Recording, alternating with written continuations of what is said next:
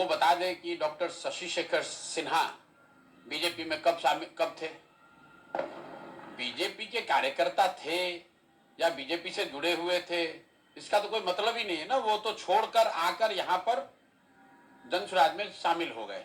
वैसे तो सैकड़ों हजारों लोग जनसुराज में है, जो कोई बीजेपी से आया है, कोई राजद से आया है, कोई जदयू से आया है, कोई कम्युनिस्ट पार्टी से आया है। अगर वो बीजेपी के इतने ही अनुशासित कार्यकर्ता थे तो फिर वो जनसुराज में क्यों आए थे? और जनसुराज से टिकट जब ले लिया, उसके बाद गृह मंत्री को उनके साथ बैठने की क्या जरूरत पड़ गई जिस दिन उनको नामांकन करना था? वो बीजेपी के अनुशासित कार्यकर्ता थे, बीजेपी के कोई नेता उनको फोन कर देते, वो टिकट वापस करके चले जाते। लेकिन ये जो चित्र है, अपने दर्शकों को दिखाइए कि ये अमित शाह जी उस दिन, जिस दिन नामांकन चल रहा है, उस दिन मुटरू शाह को अपने साथ क्यों रखे हुए हैं? तो बिहार में पहले हम लोग देखते थे बूथ लूटा जाता था। लालू जी के जमाने में बूथ लूट लिया जाता था, वोट नहीं देने दिया जाएगा, जिसका लाठी उसका बूथ।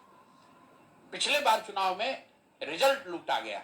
बिहार के गांव-गांव जाइएगा, लोग बताएंगे, राजनीतिक तौर पे जो जानकार लोग हैं, कि पिछली बार कम से कम 10 से 15 सीटों को जो क्लोज कॉन्टेस्ट था, वो एनडीए ने जबरदस्ती रिजल्ट अपने हिसाब से घोषित करवा दिया।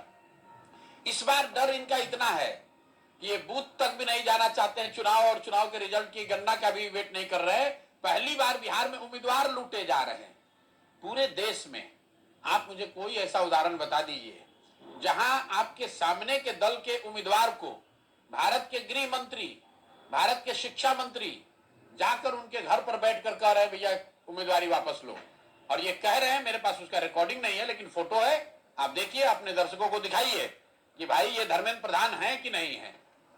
और ये सत्य प्रकाश तिवारी, इन्होंने जनसुराज के तौर पर नामांकन दिया है कि नहीं दिया है?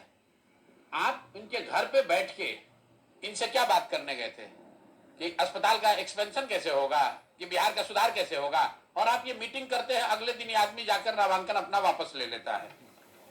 ये जो गृह मंत्री हैं अमित शाह जी और धर्मेंद्र प्रधान, दोनों का फोटो इसमें है। इसमें वो व्यक्ति शामिल है जिसको कि उस दिन नामांकन करना था। नामांकन करने का अंतिम दिन उस व्यक्ति को अमित शाह अपने यहां बुलाकर रोक लिए। आप बताइए, देश का गृह मंत्री अगर किसी भी व्यक्ति को बुला के रोक लेगा तो उसको तो रुकना ही पड़ेगा। तो भाजपा को जरूर ये सफाई देनी चाहिए कि हम लोग लालू जी पर आरोप लगाते हैं कि आप ये लोग बूथ लूटते थे, आप लोग तो खुलेआम उम्मीदवार लूट रहे हैं। कहां है इलेक्शन कमीशन, कहां है इनका भाजपा वालों का चाल चरित्र चेहरा?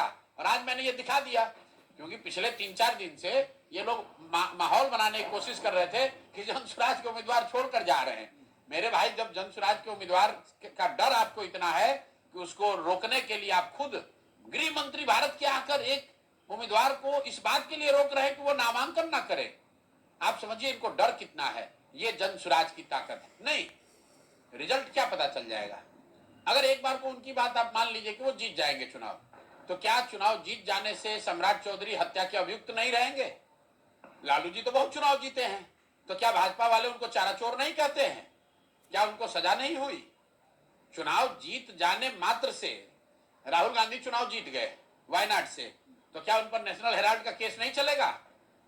चुनाव जीतना एक बात है, और आप पर अगर कोई गैर कानूनी काम है तो वो अलग बात है। चुनाव के बाद अगर आप ये धमकी दे रहे हैं कि प्रशांत किशोर को दिखा देंगे, तो प्रशांत किशोर उससे डरने वाले नहीं। हमको आप पकड़ के जेल में बंद करना चाहिएगा, कर लीजिएगा। अगर आपको हिम्मत है तो अभी करके दिखा लीजिए, अभी करके दिखा लो। अगर हम कुछ गलत कह रहे हैं तो अभी करके दिखा लीजिए। मैंने जो सम्राट चौधरी पर बात कही है, बिल्कुल उस पर कायम है। ये आदमी 7 लोगों के हत्या के नरसंहार का आरोपी है। इन पर कोई ट्रायल नहीं चला, और इन्होंने एक फर्जी सर्टिफिकेट लगाकर अपने को नाबालिग बताकर जेल से ये बाहर निकले। ऐसे व्यक्ति को कैसे भाजपा बिहार का उप मुख्यमंत्री बना सकती है?